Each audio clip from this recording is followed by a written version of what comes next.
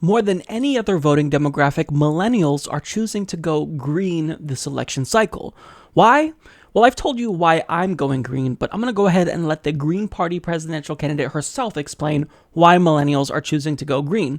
So in an op-ed for The Hill, she writes, "Millennials are disillusioned with politics and desperate to change it. For many, WikiLeaks exposing how the Democratic Party sabotaged Bernie Sanders confirmed their suspicions that the political system is rigged. They see Clinton as the embodiment of a political establishment that serves the economic elites, and they reject Trump's sexist, racist behavior and regressive platform. On critical issues like education, debt, and jobs, millennials see the Greens as the one party taking their concerns seriously. Since the 2008 financial meltdown, millions of young Americans have been stuck in a low-wage, insecure economy in which good jobs and affordable healthcare and education are often out of reach. We are tackling their concerns with programs to guarantee jobs, education, and healthcare to all. Our flagship proposal is a Green New Deal to create millions of jobs in the transition to a sustainable economy. Skyrocketing tuition and student debt, now at $1.3 trillion for 43 million indebted Americans, are causing many young people to question whether they can afford higher education. This is tragic when compared to the many countries around the world that offer tuition-free higher education to give their young people a secure start in life. Millennials share a growing consciousness of the interconnectedness of social justice and human rights with economic and environmental justice. Young people support legalizing marijuana not just for personal freedom, but also to end racist mass incarceration caused by prohibition. The Black Lives Matter and immigration justice movements are warming to the Greens' consistent platform for human rights. Calls are growing to join together in a broad movement for justice, rather than organizing into single-issue groups that are easy to divide and conquer. Compared to Trump's opportunistic demagoguery or the cynical manipulation of the Clinton machine, many people prefer a real, unscripted person who isn't afraid to answer their burning questions in social media live streams. In fact, millennials who plan to vote green know that if we are ever to break free from the two-party trap, the time to start building an alternative is now. Word is spreading that at least 5% of the national popular vote would qualify the Greens for up to $10 million in public funds for the 2020 election and win ballot lines throughout the country so 1,000 more down-ballot Green candidates can run.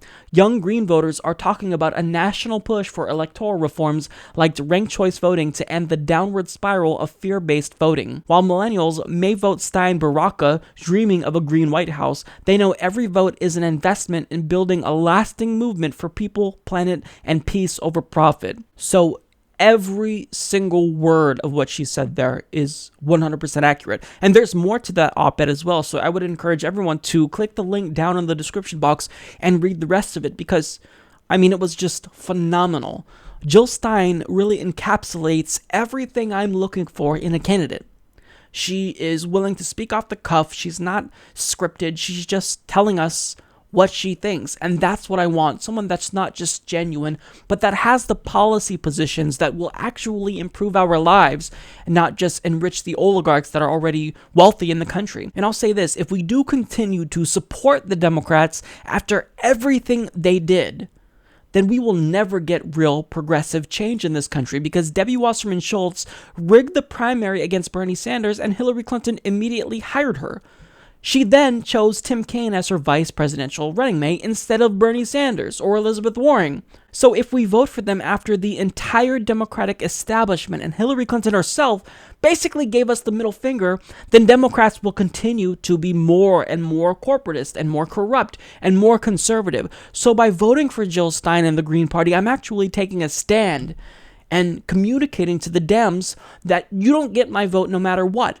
I am not just going to vote for you out of fear of a crazy Republican getting in. If you want my vote, you have to earn it. You're not entitled to it. That vote is precious, okay? So I am not going to give in to fear. I am going to vote for someone who I think is actually going to represent my interests. You can say that's stupid. You can say that that's irrational, but that's my decision. And I want the Democrats to know that they lost my vote in this election cycle. I was a Democratic Party loyalist. I had no reason not to be, because when you look at the Republicans, they're just crazy. They are insane. They're not politically viable, and I would never vote for a Republican given the current state of that party. But Democrats know this. They know that we see the Republicans as crazy people. So they know that we'll never be able to support a Republican, so we are effectively being held hostage.